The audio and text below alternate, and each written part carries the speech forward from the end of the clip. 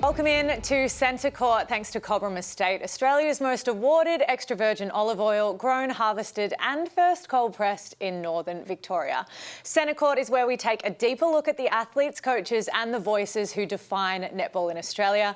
The conversation unfolds in 4 quarters, giving our guests room to share who they are away from netball, the highs and lows of their career and the future they are building beyond the court.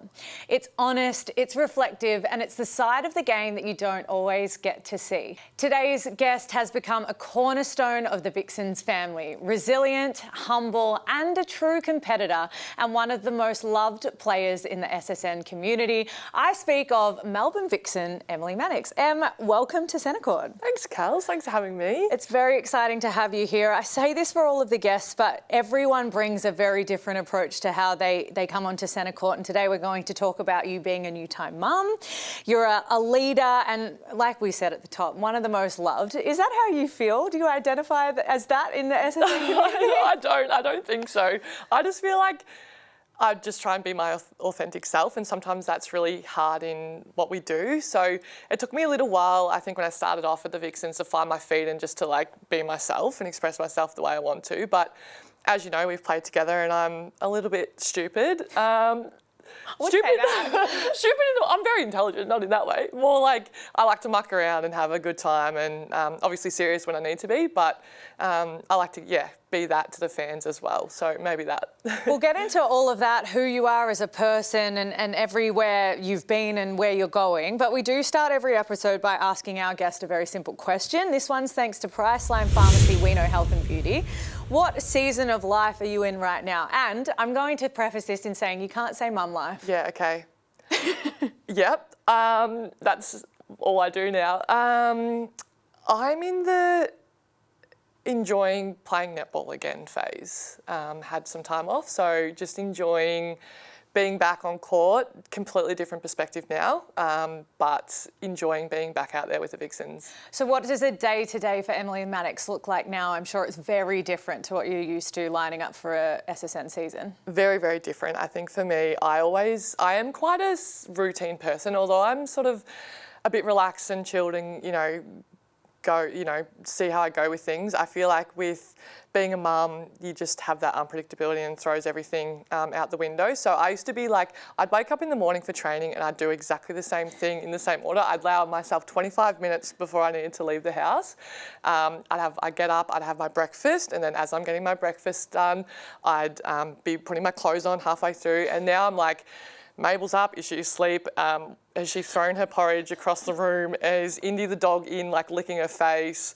As I'm trying to get changed myself, like it's just gone out the window completely. But I feel like it's also nice because it is that distraction, and whether it's game day or a training day, like every single day is pretty unpredictable. And I feel like I'm sort of thriving off that a little bit as well. I think potentially because I'm quite relaxed with things, it might be difficult if you're very like routine and things can't, go wayward. But for me, I'm just, enjoying being back out on court and the unpredictability of it as well. You are living in Geelong at the moment, so you make the trek up from Geelong to Melbourne. I have to ask, because this is just purely what I want to know, what do you do in the car? What are you listening to? How do you kill the time? Because it is a long drive and you're doing it every single day? Yeah, pretty much every single day. When I started off back training sort of August last year after the SSN season, after Vixens won the premiership, not sure if you know. No, I didn't know. I started back training in sort of end of August, and I was taking Mabel out with me. I was still sort of breastfeeding sort of 5-6 times during the day. So I sort of had to take Mabel with me. So that was really hard because you've got to get yourself ready for training and make the trek up on the highway, which, as you know, that highway is just an absolute nightmare at the best of times. So to put her in the car, to pile all her things in, the pram, at the time she wasn't eating food, just milk, so that was easy. But as that went along, I was like starting to slow down on the breastfeeding. So I was able to make the decision this year to stop bringing her up to training, and that's been much easier to be able to just leave her at home. She can look after herself now. She's, you know, over 1, so she can just take care of herself at home. And then, yeah, to get in the car and come up on my own and then focus on training. So that time I feel like I use as a bit of me time, because when I get home from training, usually I used to just sit on the couch and just relax and put my feet up. Now I get home and Mabel's just mum, mum, mum, which is the best thing ever, but also you don't get that rest time. So yeah, the car's definitely been enjoyable. I've always loved listening to really loud music, and I'm glad no one's in the car because I can just absolutely belt the music again. What's the song of choice at the moment? Wiggles is still going when Mabel's not in the car. No, actually, you'll like this. In the gym the other day, I was in charge of music and I just clicked like play and the Wiggles Hot Potato came on. I would live for that. Yeah. Everyone was loving it. It's actually really catchy. Yeah, it's nice just to listen to music, call people like to catch up and those sort of things. So it's been nice to have that car time. Yeah, me time in the car. Let's cast our mind back to Emily Mannix growing up. You're one of 4. Yep. So you've got yourself, 2 brothers and a younger sister. Mm-hmm. What was it like in the Mannix household? Crazy? Yeah, crazy. Lots of kids. I don't know what mum and dad were thinking, just kept going. Probably should have stopped. Maybe after, probably before Ben, that would have stopped, to be honest. How does Ella feel about it? Well, Ella could have come, but Ben could have stayed behind. No, we all got along so well, and we all played local sport, you know, down in Geelong, where you're from as well, Kels. We played in the BFL growing up, so a really great community feel. My granddad was a linesman at Drysdale Footy Club. My dad played, my mum played netball still, like when we were all growing up. So, as you know, it's just like such an amazing time in your life where you go to footy netball and you play, and then you stay around and you watch seniors and you watch A grade and you're like, oh my gosh, I want to play A grade netball one day. That would be like the best thing ever. And then you become a diamond. So yeah, well, it's the same really, isn't it? Pretty much the same. So yeah, we were really close. Lots of time spent in the backyard, and I feel like for me now, as I'm a mum, like with all the technology and everything, bit of a side note, but like just really want to make sure that Mabel's got, I mean, there's no screen time for Mabel at the moment, making sure that she's not on any screens, because we were just in the backyard making up games and on the tramp and yeah, doing the most randoms. I don't even want to comment on what we, like the games that we made up because I was so rogue, but we were so close and we still are really close. So a really big family, and that goes out to all my extended cousins and aunties and uncles that still support me today. But yeah, we used to go camping and do lots of fun things together growing up. It's where you grow all of your creativity in the backyard, making up all of those games. And that was going to be my next question. So you're an interviewer's dream. From what your parents gave you in the childhood, and now you're moving on to being a mum and wanting to set up a life for Mabel, what are the biggest attributes or values that your family taught you that you really want to instill in Mabel?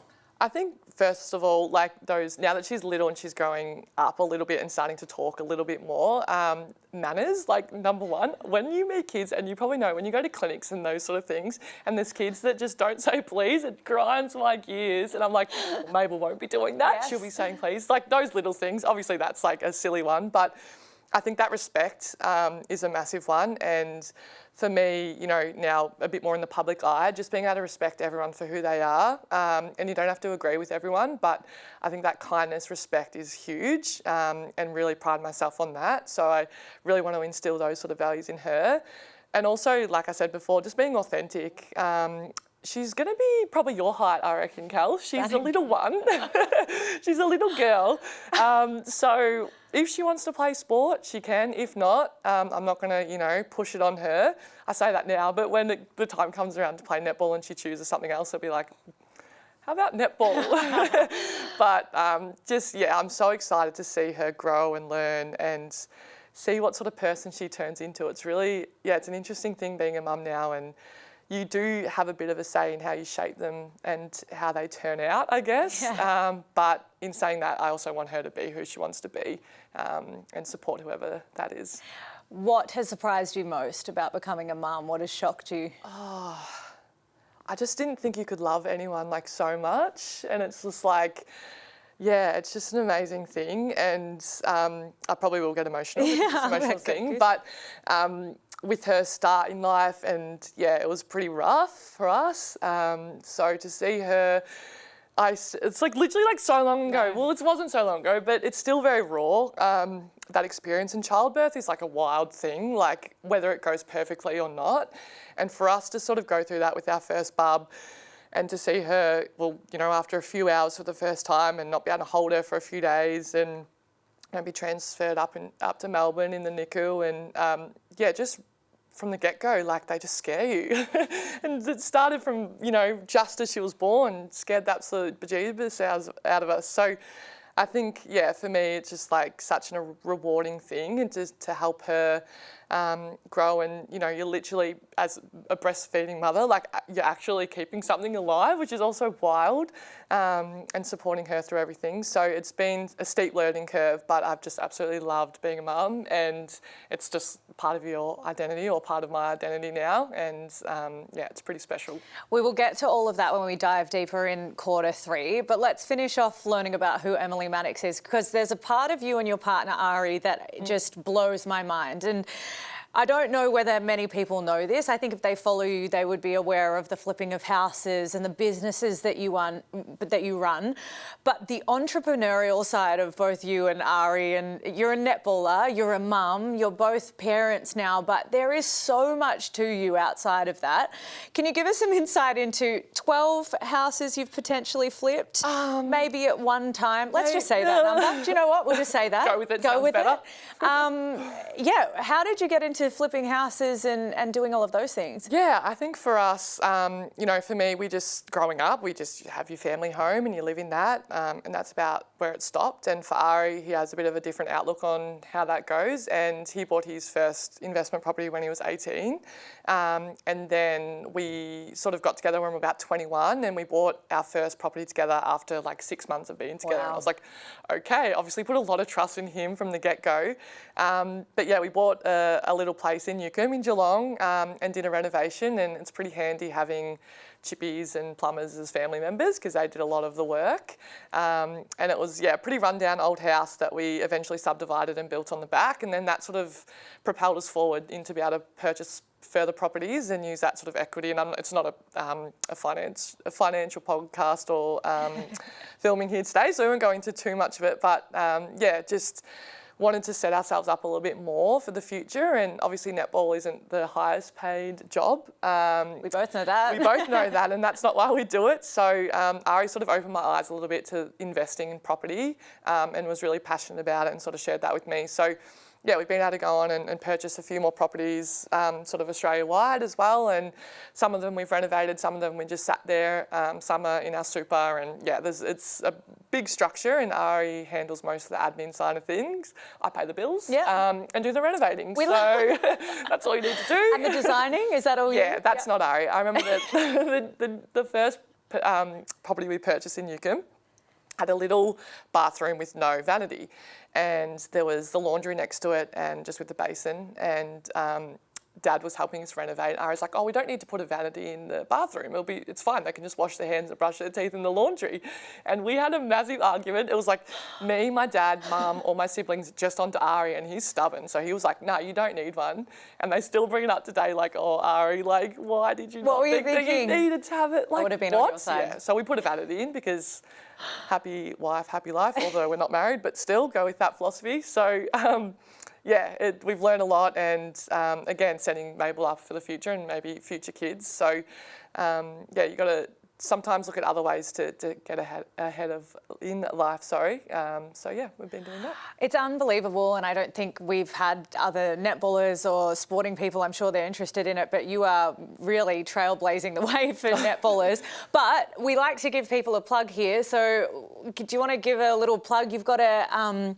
Oh, yes. Yeah. Oh, that was Mum and Dad's. Oh no, that's sold. So okay. Mum and Dad. Yeah, sorry, you can't go there anymore. Mum and Dad built a little shipping container Airbnb at their old place, which was unreal. Dad's super creative. I didn't get any of that, which was really unfortunate. But they built that. They now sold our family home with the shipping container. So that was a very sad day for all of us, and moved to a nice little house in the nearby town. But Ari and I do a couple of other things. I started my own netball coaching business, Ball for All, which Maddie's come and coached at, which is really cool. So again, that's about giving kids the opportunity to play netball, no matter who you are, where you come from, just all that sort of thing. And then Ari started his own mortgage broking business as well. So Baseline Financial, if you need a loan, call Ari Levinson. Straight down the barrel. Straight down the barrel. Love it. Now let's turn our attention to quarter two, where we dive headfirst into your netball journey, thanks to Cobram Estate, Australia's most awarded extra virgin olive oil, grown, harvested and first cold pressed in northern Victoria. Pre-professional netball, Geelong Grammar School, Drysdale Netball Club, you touched on it a little bit in quarter one. When you started playing netball, did you know that that's where you wanted to be and that's what you wanted to do? Was it very early on that you decided, yeah, diamonds is my goal, or was it a bit late blooming for you? Yeah, not at all for me. I did a lot of different sports. Netball was the only team sport I played. I did cross country, athletics, swimming, surf lifesaving, one dance lesson that I got pulled out of pretty quickly as I couldn't dance very well. But netball was just a sport that I loved from the get-go. Don't get me wrong, I absolutely loved it. I started as a centre, moved into goals and then ended up in defence a bit later on in my netball journey, I guess. But yeah, it wasn't anything that I thought would be a profession. There was no chance that I thought I'd be playing, at the time for the Phoenix Orchestrals. And it was just something that you did with your friends on the weekend. And it probably wasn't till I was, a year or two before I got picked up by the Vixens that I thought, I could maybe have a crack at this. And I would have been about, 19, 20 at that stage. But for me, I was never the best player in the team. I was always the one that just had a crack, enjoyed it, took on feedback, tried to learn, missed out on a lot of teams, made teams, missed out again. And I think that's sort of a little bit who I am still today. For those that follow along with the SSN and Diamonds, I've been starting 7, playing well, winning, a Cheryl McMahon medal to the next year, injured or on the bench or being dropped from the Diamonds, or, everything in between there. So for me, I've just really enjoyed the journey and taken the most out of it and always wanted to be that team player and support those around me. And, when I finish my career, I think that's something that I'd be proud of, is just looking back and going, I actually made it from being a mediocre player. And I think that's really something, I joke around, but I feel like for kids these days that want to play for the Vixens, they might not be the best, but I try and say to them, like, you can do it if you really set your mind to it. You've got to work extra hard than the kids that are, naturally gifted, and there are those kids that are naturally gifted that go along and make it. And then there's the ones that you play with in juniors that never go and make it, and they were the ones that everyone talks about. So if you're committed, you have a crack, you learn, you grow, and you just have fun along the way, I think you can do it. But the fact that I've been playing, I think this is my 12th season. Obviously last year I had off, having Mabel. The fact that I'm still hanging around, people are probably like, "Oh, come on, Emily, it's time. It's time. You've had your share." But I still love it, and I still love being part of the team. And I know it's something that I'll miss when I eventually retire. Is that camaraderie in a team and just game day. I missed that last year. That game day, going out. We say to battle with your team, and it's the most important thing at the time, but also now with Mabel perspective that it's not, I think has sort of well-rounded me and just makes it more enjoyable, I think, as well. I want to say a mediocre player that haunts my nightmares, that prelim final in 2024, and I say this all of the time. I threw a couple of balls to you, you turned the Vixens game around, we got knocked out. Honestly, worst time of my life. Sorry, you Kelsey. haunt all of my nightmares. So for a mediocre player, no worries, you'll just live in my head rent-free. Sorry, All good. Let's talk about Vixens though, and you've touched on a few things. But 2017 to present, you're a one-club player. We put a lot of emphasis on this, and some people don't get to choose the way that their career goes. You have to be proud that the Vixens dress, and I know that how you talk about the Vixens, you are a very proud club person, and it probably does mean a lot to you to be, in the one place for the one time. Yeah, it's really special, and I know that doesn't happen. We were speaking off air before. It doesn't get to happen to everyone, and it's not always by choice. And I feel very lucky and fortunate to be in the position where I can still live, half an hour from my family home and see my loved ones and get to go up to training. It's a bit of a trek up to Melbourne, but still it's achievable. And I've been able to do that for, all this time in my career. So that it doesn't, go unnoticed how special that is. And I feel so fortunate to be at the Vixens still, and for them to see something in me, Simone all those years ago, this kid playing A&L and, having a bit of a crack, and for her to give me an opportunity, and it is right place, right time sometimes, and that's the way it went for me. You know, followed the likes of Bianca and Jiva, and then, you know, B obviously retired the year after I started, and then Jiva moved on to the sunny coast with you, Kels. And yeah, I think for me, following in those footsteps and then being able to get my opportunity and run with it, and then see players come in and out in the defence end over the years as well has been really nice. You know, Liv Lewis and Rudy now, and yeah, it's been really special.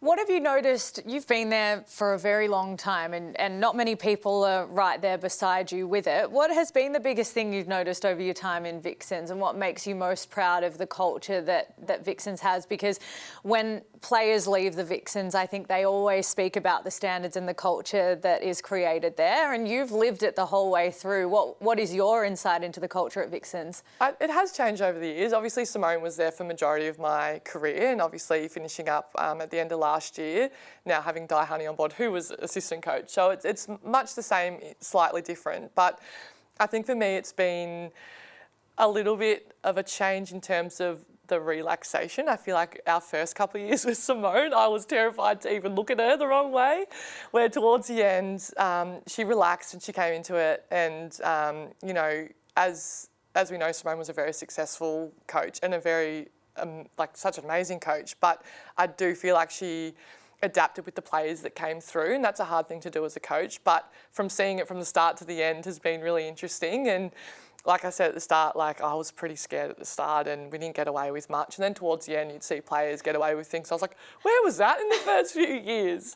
But I feel like the times have changed, social media's changed. We used to have rules that you couldn't post on game day, for example, and then that's gone out the window because TikTok, this bloody TikTok thing that you do, these kids are doing these days, and social media is huge. So I feel like that relaxed towards the end. So all those like really little things that don't seem massive did change.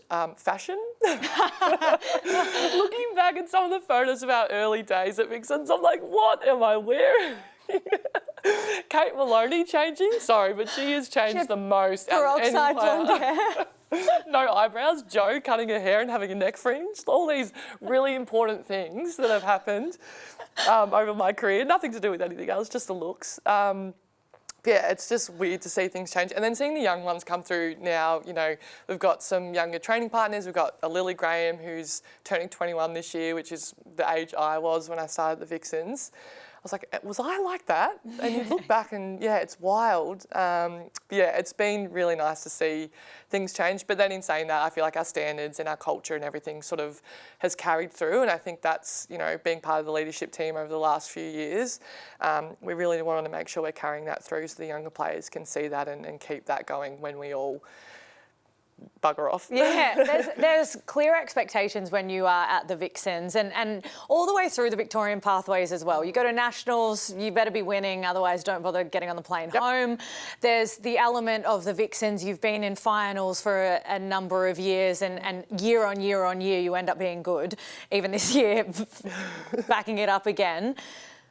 There has to be a year in there that was a disappointing one, the year that you didn't make finals and everything sort of turned around. And that would have been a hard thing to navigate as well. You've been there for so long, you've had so much success. How did you manage the year that didn't go your way for the Vixens? Yeah, 2021 was terrible. I've wiped that from my memory. Thanks for bringing it up, Kelsey. Make me talk about it. Yeah, that's fine. 2020 was amazing. We won the premiership in the hub. That was such a bizarre year being in the hub, but being able to sort of win and you know, with everyone back in Victoria that were doing it the toughest, I think, out of Australia with COVID, which seems like a distant memory now, to then 2021. Personally, I had a hip surgery at the end of 2020 that I sort of battled through in, that year, and then got myself right. Probably wasn't fit enough to take the court round one, to be honest, in terms of underdone, hadn't done the training that probably needed to be done to get myself where I need to be. Round 4, I broke my knuckle against Giants. Jo Harden, thank you, ripped the ball out of my hands. I'm still blaming her for that. And then, yeah, so I missed a number of weeks. We went back into a hub. While this was happening, I don't think we'd won a game yet for the Vixens, and then finished bottom of the ladder with 2 wins. And at the end of the season, I got dropped from the Diamonds basically as well after a pretty poor year performance-wise for me. So all this was going on. We were back in a hub. We were flying around the country again. I had some things going on back home with family. So it was just like a really tough year for a number of reasons. And that is sport, but in hindsight, like the way I dealt with it probably wasn't the best. And I feel like I've learned a lot from that in being able to talk to someone. I think that's so important. Then sport, I think people forget that, like how hard sport is and that we get judged on a daily basis. I always say to Ari, like, he's really great at understanding, but they just, you know, our partners and families, they just don't get it. And I think for me, you know, not reaching out to someone earlier when I was feeling, you know, pretty down and in a bad place, I think I look back and have learnt from that, and being able to be vulnerable with those that you love and that will support you no matter what. And I think for me personally, it was a bit of a, you know, I didn't want to be a burden to my teammates who were also losing, missing family and that sort of thing. But I feel like they would have supported me no matter what. So although we have down years or down games or whatever it might be, I feel like reaching out and being resilient, but also, yeah, when you need to get some help, get that help is super important. What was the darkest part about that year? And you obviously talk about how you got into a state that you probably didn't know how to get out of. What was it that you started to recognise in yourself that, oh, wow, I need to talk to someone here? And if there was somebody else going through it, what advice outside of go and talk to someone earlier? Yeah.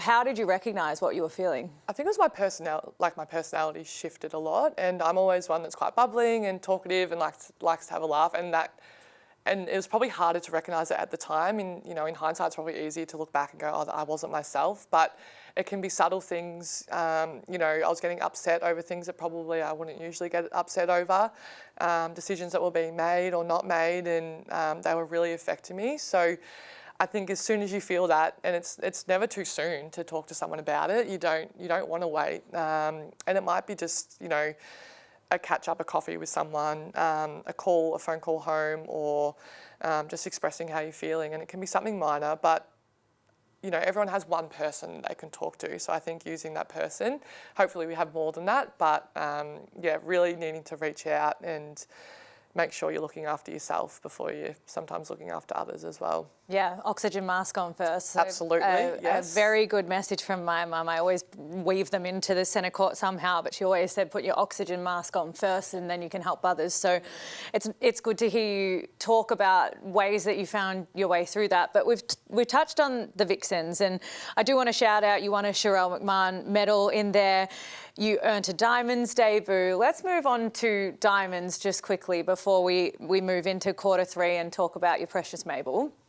Diamonds, you played for your country. It's an honour that not many people get to experience, but it's something that you have. Do you remember your debut game for the Aussie Diamonds? I do. I'm diamond number 173. Are you 175? Oh, I thought you were 174. No, a couple behind you. Very close. I feel like we were very close. I think we also got dropped at the same time. Yeah, probably. That sounds about right. It was pretty exciting. I mean, I'd been away with the Diamonds at the end of 2017 as a training partner. We went to South Africa and England, which was awesome. Shani Layton was the captain, and that was an experience in its own. She is hilarious. Leads in her own way. She does, and I really appreciated that. She took me under her wing a little bit and showed me the ropes. But yeah, that was a really great experience. Sorry, that was at the start of 2017. At the end of 2017, I debuted for the Diamonds. We were in Invercargill. A really nice place to go to, absolutely freezing cold. And we were down by probably 12 or 13 at half time. And, you know, I'm always one that I've spent time on the bench. I know I have to be ready at any moment because you might get that opportunity.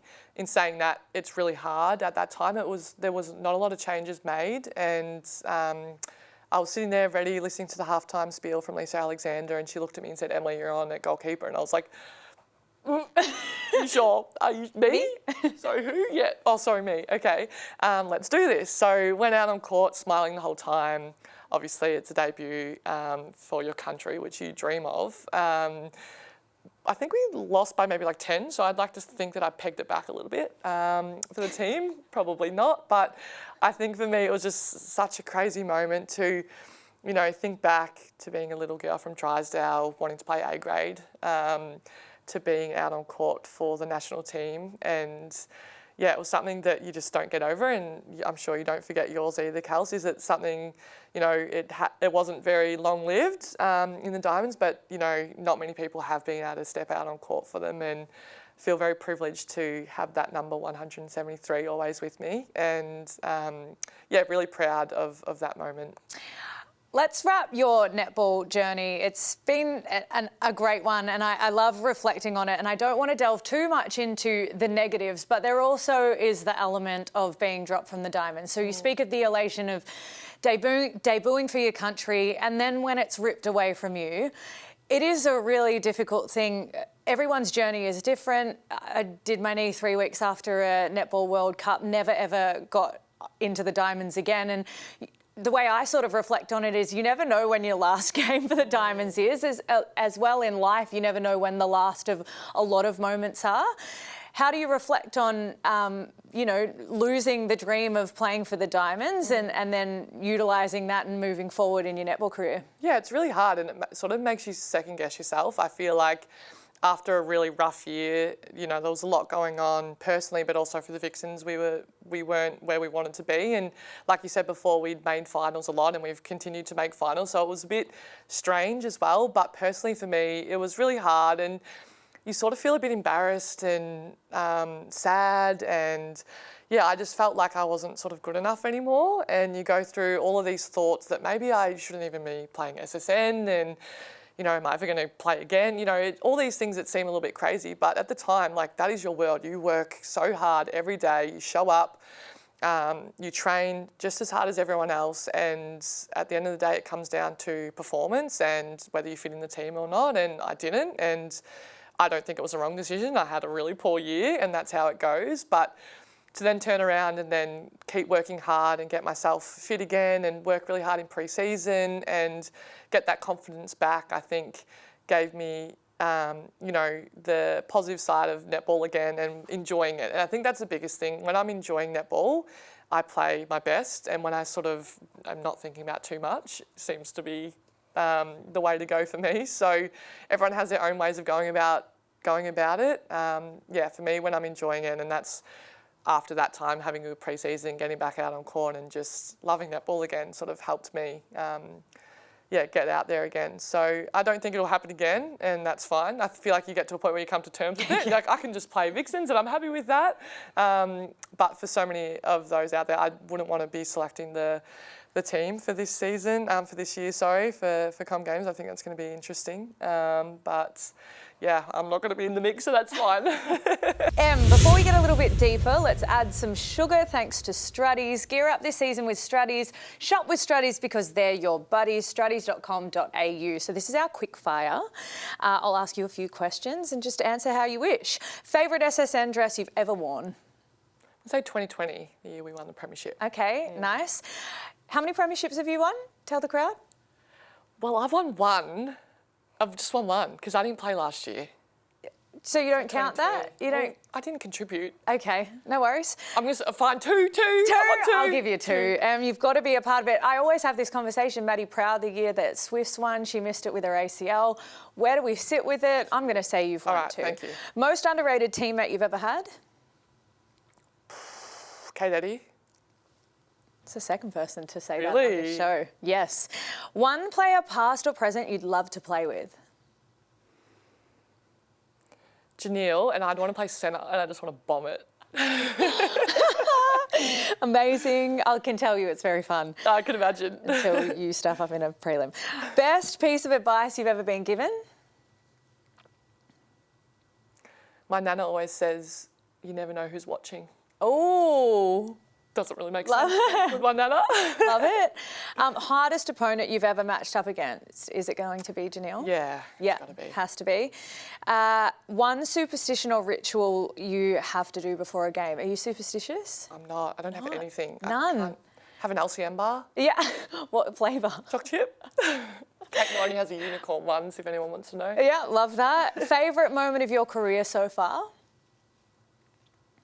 Tough. 2020 premiership. Yeah, has to be. Not debuting for the Diamonds. It's close second. Yep. Lastly, if you could relive one game, which one would it be and why? I'm going to say 2017, Okay. round 1, Yeah. versus Collingwood. Did you lose? We won. Oh, you are. You just want to relive that. Yeah. Oh, so it was the year that they put the superstar group of players together and they were touted Was your to sister win. there? Yeah, she was. Sorry, Maddie. No, sorry, Mads. But it was the initial Melbourne derby. It was the very Wow. first Melbourne derby, and we won. And it was just like, what? How did the Vixens win? How do you feel about Melbourne derbies now? They've changed a lot. I like them. I like the Mavs. You love Love a suiting up for a Melbourne derby? Yeah, they're good. They're fun. You feel like you just grow a little bit when you play do. those games. I do need to go against Shimona too, because she is tall and good. I love it. That's the wrap for our quarter 3. Now we have had our sugar. As we both know, netball or any professional sport isn't always about the sunshines and rainbows. There's a lot of tougher conversations that we need to have, and you've alluded to it. We are humans as well as netballers. Let's talk about little Mabel, how special she is in your life. And you obviously got a little bit emotional in quarter 1 talking about just how much you love her. But what are the things that she's taught you the most about yourself? Oh, it's a tough one. I feel like she brings me so much joy and brings out like a different side of me. And I always thought I was going to be this really relaxed mum, carefree, which I think I am. But there's some things that I'm just a bit like strict on already. And I just want the best for her and, you know, want to set her up and, you know, help shape who she's going to be. I think she's taught me a lot of patience and also not caring about mess is probably the biggest thing, because I wouldn't say like I'm a super clean freak, but I just like things in order. I think being one of 4 kids, you know, that like my siblings would always steal my socks, and that would like really annoy me growing up because I just wanted a pair of socks and they'd just steal them. So I'm a little bit OCD with people like touching my things.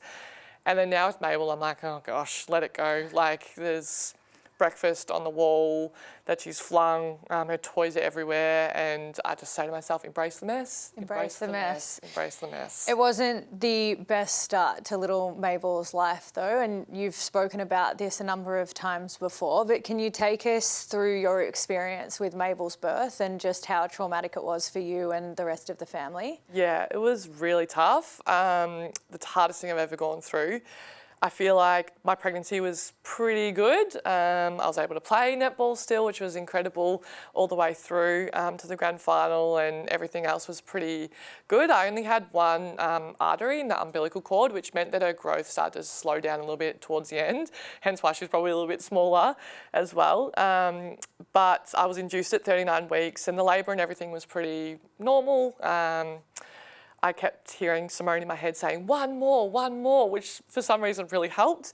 So playing elite sport does help childbirth. You are the second athlete, Mum, that we've had on here that has said, I could hear the coach in my head, I could hear the culture piece. Kim Rav was the other one with the Firebirds. Like, I just thought last 15-minute push. Yep. It's like the final quarter. Literally, and I was like, at the end, I get something really good out of this. Like at the end of the netball game, you might lose, where I get a baby at the end. Like, you're telling yourself some weird things during 16 hours of labour. But yeah, I feel like towards the end, things started getting a little bit heated and they lost Mabel's heart rate. I was having to wear monitoring throughout, just with her growth and everything and the artery. So I had that on regardless, and they sort of lost her heart rate. And when I sort of gave birth, I feel like the first thing I remember and that brings me back is that I didn't hear anything, and I know that's not a good thing when you can't hear the baby cry. So they sort of grabbed Mabel, took her over. I sort of laid on the bed as we get into details. I won't go into too much detail, but I was lying on the bed and sort of looking over, and there was 10 plus sort of nurses, doctors in the room.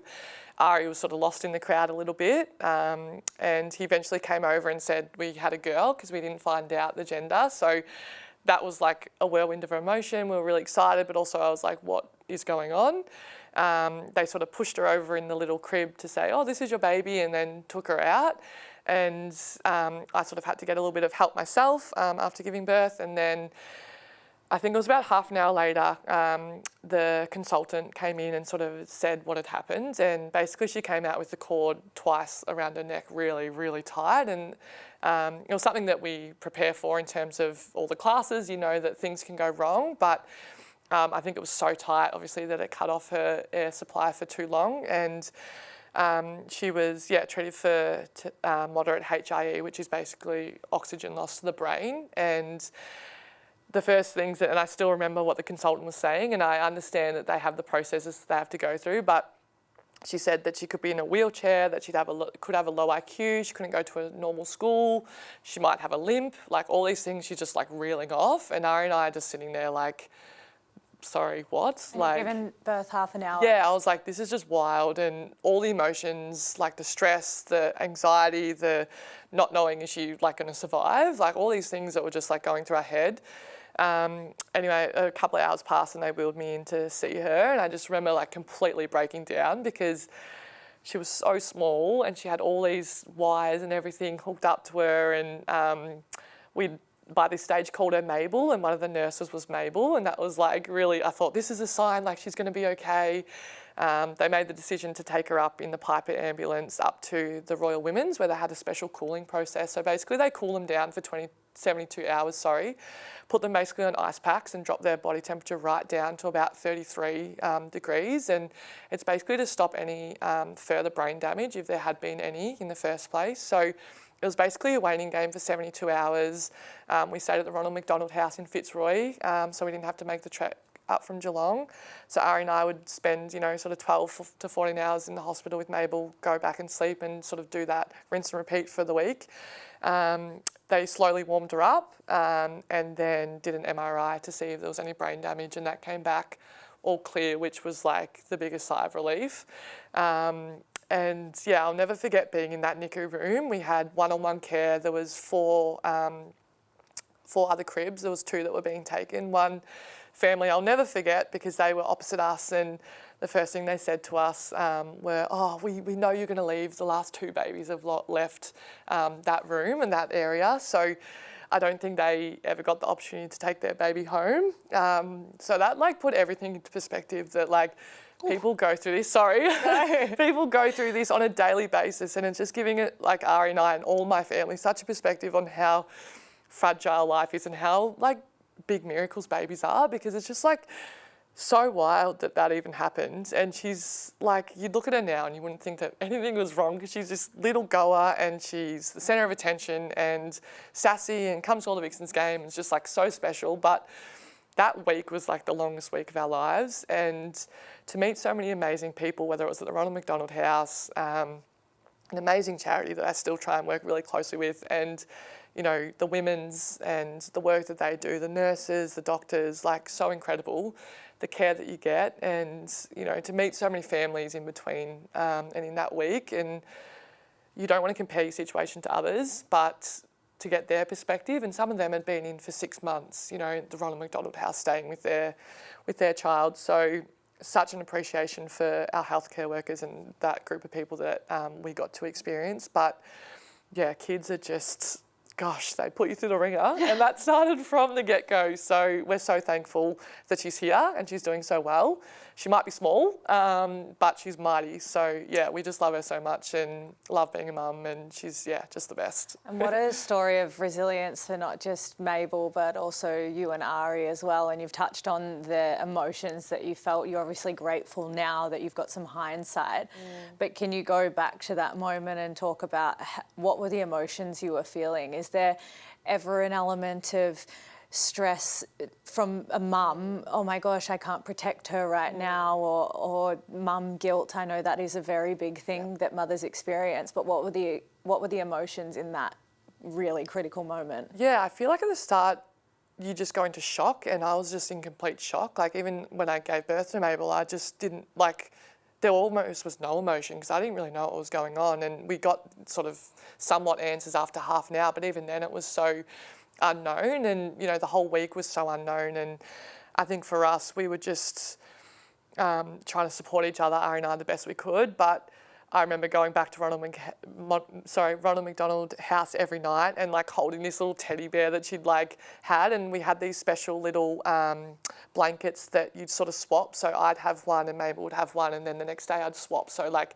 her scents on me and vice versa. And in all this time, I'm trying to also get my milk in. So I'm waking up every 3 hours during the night and pumping and looking at photos of Mabel, trying to like get my milk supply going. Like all these things that are just, no one prepares you for that. Like you do all these classes and you talk to people that have had kids and nothing really prepares you for anything like that. So there was a lot going on. I was just trying to like keep it together. There was one time on, I think it was my second last day that Mabel come home after that, and we walked across the road and went to like a restaurant, me, Mum and Ella and Ari. And I was pretty sore still, like for all those that have had birth, like I was like pretty sore and I was trying to get comfortable in this chair and I couldn't get comfortable. And Mum just looked at me and said, "Are you all right?" And I had just lost it. And I'd kept it together pretty well for that whole week. And by her just like looking at me in the eye and saying, "Are you okay?" And it goes back to a completely different situation, but 2021 where I wasn't okay, and it takes someone to actually ask you, and they can notice that you're not. And yeah, I just broke down and she's like, "Do you want to get takeaway?" And I was like, "Yeah, let's get takeaway."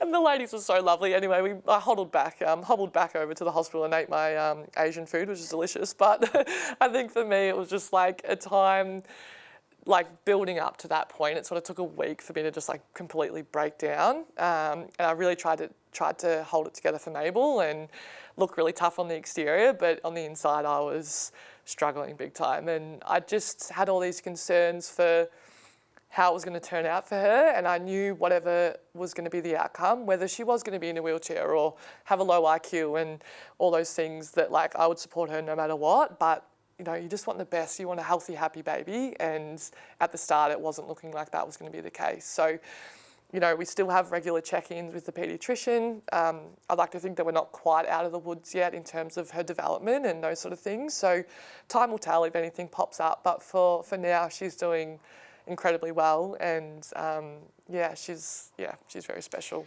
You are unbelievable, and I already knew that of you as a person, but then hearing you tell this story with such warmth still for a very traumatic situation that you experienced, it's just the way that you approach everything is still very enthusiastic and very open to all the possibilities. If there was somebody going through what you had been through, and like you said, no one can prepare you for it, but you've been through a traumatic experience now with childbirth. If you were to talk to someone, what would you say helped you the most? I think it's all those little things that people can do for you. And I think this is, even if everything goes smooth sailing, I remember some, like Caitlin Thwaites, for example, who, you know, she would just drop off some food out the front and send a message and check in. And that was huge in that moment, because after you have a baby and you head home, and a lot of people want to come and visit the baby and they often forget about the mum. And speaking to other mums now, that's something that just doesn't go unnoticed, is those little messages to say, like, how are you going? Like, obviously the baby's amazing and you've had a bub, that's like everyone wants to see the baby, but like, how are you going?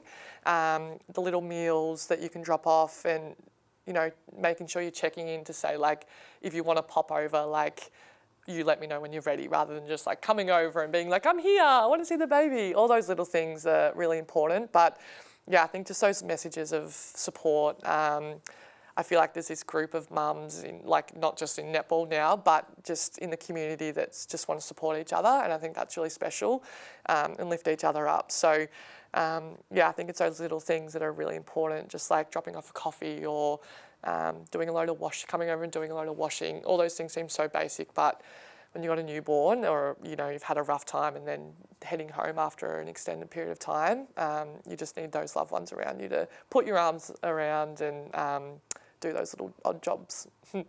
So we've delved into the deeper stuff, Em, but we're coming to the end of the podcast now, and this is the part we love. It's the legacy piece. Thanks to HCF, it's a chance to reflect, look back, but also look forward as to where you're heading. We do start this quarter by asking you a question. What is your HCF moment that matters in your life? Tough one. I'll do a netball related one. Mine was probably missing out in 2019. for the World Cup team. I remember getting a phone call from Lisa Alexander in a cafe. I was with some of the other Vixens girls and we were all getting our phone calls at the same time. Brutal, by the way. It is brutal. Like nationals, when you're all sitting in a room and they like you stand up if you make the team and everyone that didn't make the team sitting down. It's sort of like that vibe. But obviously you had to sort of keep it secret, but you can pretty much gauge when someone's made it or not by their facial expression. So I took the phone call outside and Lisa basically just said, look, you haven't been picked and you can get feedback, but you zone out. After you've found out that you haven't been picked, you sort of zone out. And I went back in the cafe and then they said, oh, you all right? I was like, yep, I'm good, I'm fine. I feel like that then shifted something in me in that I went on to continue the season with Vixens, obviously. It was sort of halfway through the season and had a really great finish to the year. And I feel like that was just a moment that I remember really vividly of taking that little bit of a hit again of like, I'm not good enough. Why am I even playing netball? You know, I've been not selected. I thought I was going well and obviously I wasn't. So I feel like that sort of was a bit of a turning point. Continuing to play the season out and was lucky enough to win Sherelle McMahon that year, which was really awesome and it took me by surprise. As I said before, like I was never the best and I don't think I ever even won an MVP growing up for any of my teams. So that was a really special moment to go on and then be able to keep pushing forward. And I was still in the Diamonds and at that point, but eventually obviously was dropped from the Diamonds. But I feel like that was sort of a moment that I'll remember in my career. When you look at the legacy that you've set up for yourself, now you said you're in your 12th year, you obviously had a year off to become a mum.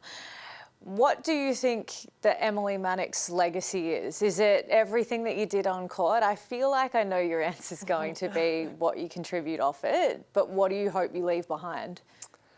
Yeah, I feel like for me, like I said before, I just really want to be the best team person I can be and hopefully my teammates, all of them that I've had over the years, you know, I don't even know how many, I'd love to count all the teammates that I've had, that I made a positive impact in their career but also their life. And you know, I know we don't all want to be best friends in netball team, it doesn't really work like that, but I truly feel that I really get along with everyone and I've just loved meeting so many people and I hope people have liked meeting me and playing with me. And I've really enjoyed playing elite netball. It's been so incredible. I don't know how many years I've got left. I'd love to keep playing, but you know, you don't know, like you said before, you don't know when your last game is going to be. So I really treasure that. And I think having Mabel, taking that time away and then coming back, I've appreciated it even more. And I've just loved being back out on court. And hopefully people just remember me as someone that's, authentic, had a crack and was a bit silly sometimes. Had a crack. I absolutely love that. When you look ahead, 10 years from now, what does your life look like? Oh my gosh. Like 8 kids maybe. No way, not that many. Maybe 3. I'd like 3 kids. Probably doing something in netball still. Hopefully Ball for All. My netball coaching is still going and giving back in the community. And Ari keeps saying he wants to go to the Maldives with it. So let's try and work towards that. Got a wedding coming up? Got a wedding, I haven't planned that, but that should probably happen as well. 10 years is really far away. Like I've been playing for 12, like that's another 10. How old would I be? 42. Oh my, I might have grandkids by... Well, that would be young. That's a bit young, isn't it? Mabel can't have a boyfriend, not allowed. I don't know what I'll be doing. Probably Ari's like secretary or something. How boring. You'll have your 15th house and 8 kids and all of that. What is it that you look back on and you say, that is me in a nutshell? Emily Mannix, if there's one word to describe you, you've mentioned teammate and you hope everyone liked you. I can tell you that you are one of my favourite teammates. You have to say that. No, but you were very fun to play around. But if you could sum up you in one word, what would it be? That's really hard. I'm not very good. Do you have a thesaurus? I just threw a curveball in there. Yeah, a word. Maybe just authentic. Authentic. I think that's like a bit boring, but I am who I am and I'm sure people don't like me, and I probably care that people don't like me. And yeah, I just want to have fun and just bring joy to people and make people laugh. And I feel like the teammates these days don't laugh as much because I don't get my jokes, and that's fine. I've still got Joe and Kate, the old people, that can laugh at them. But yeah, I think probably just authentic. We absolutely love what you've brought to SSN, Diamonds, Australian Netball. It's the reason we get people on this show to talk about their experiences. But what makes you very special is everything that you've been through and how you continue to just show up as you are. I feel like anyone else telling a traumatic story would not do it with a smile on their face. But I know you've been through a lot, and it's nice to see you sit here and reflect on everything exactly as you are. So thanks so much for coming on to Centre Court. It's been a pleasure to sit down and talk with you again. Thanks, Kels. This has been Centre Court thanks to Cobram Estate, Australia's most awarded extra virgin olive oil, grown, harvested and first cold pressed in Northern Victoria.